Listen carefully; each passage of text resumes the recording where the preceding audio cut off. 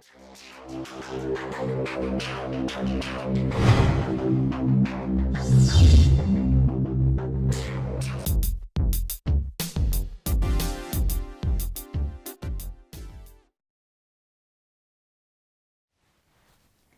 ายดีท่านผู้ชมที่เคารพต่อไปเส้นทางติดตามรับชมข่าว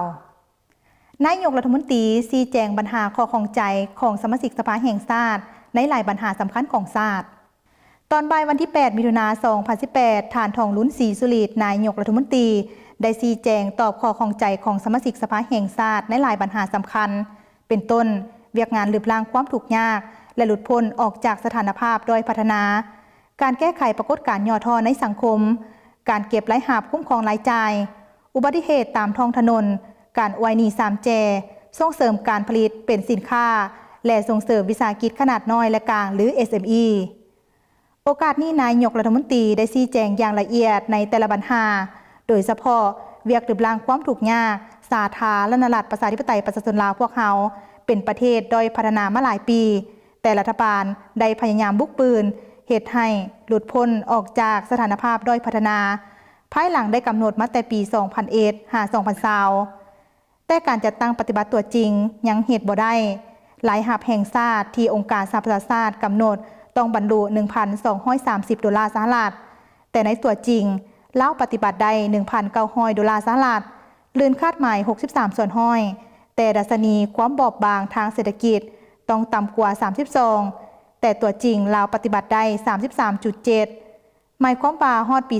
2020 ลาวยังบ่ทันหลุดพ้น ปี 2021 สหประชาชาติจะมาสำรวจอีก คาดว่า 2024 จึงจะให้หลุดพ้นดัชนีความบอบบางทางเศรษฐกิจต้องแม่นต่ำกว่า 32 ตัวจริงพอปฏิบัติได้ 33.7 บ่ฮอด 32 ธรรมดาต้องต่ำกว่าความบอบบางของเศรษฐกิจของพวกเราเป็นต้นเหมือนเศรษฐกิจมหาภาคพวกเขายังบอบบางอยู่ตัวนี้ยังเป็นอันค่าบ่ได้ในปี 2000 ประมาณ 2021 เพิ่นจะมาสำรวจอีกหมายความว่าปี 2020 นี่พวกเขาบ่สามารถออกได้เถื่ออันต้องว่าเป็นเอกภาพนำกันแนวไหนบัดนี้เฮาสิว่าคันบ่ออกได้นี่ไผบกพร่องเอาไผบ่เฮ็ดนี่จังว่ากัน2เงื่อนไขพอเฮ็ดได้แล้วเฮาประกาศไปแล้วว่าพยายามเฮ็ดใน2020ให้ได้แต่ว่ามันบ่ได้มันบ่ทันได้เมื่อเป็นนั้นข้าพเจ้าคือว่าพอต้องได้บื้นต่อไปเขามาสำรวจปี 2021 นี่ก็บ่ทันฮู้ว่าปีใดเพิ่นสิให้เฮาออกได้อันนี้มันขึ้นกับเขามันขึ้นกับมาตรฐานของสหประชาชาตินะเฮาอยากออกไว้ก็นั่นก็บ่ได้เฮาบ่อยากออกก็บ่ได้ฮอนมันยามมาเขาว่าเจ้าได้แล้วเดี๋ยวข่อยบ่อยากข่อยบ่ให้เจ้าอยู่ได้อันโตอันนี้อีกได้บ่อยากให้เจ้าอยู่ในประเทศ LDC นี่อีกได้เจ้าจะเป็นประเทศ DC แล้วมันว่า LDC มัน Lead Develop Country เด้เป็นประเทศด้อยพัฒนาแต่เจ้าจะเป็น Developing Country แล้วว่าเป็นประเทศกำลังพัฒนาแล้ว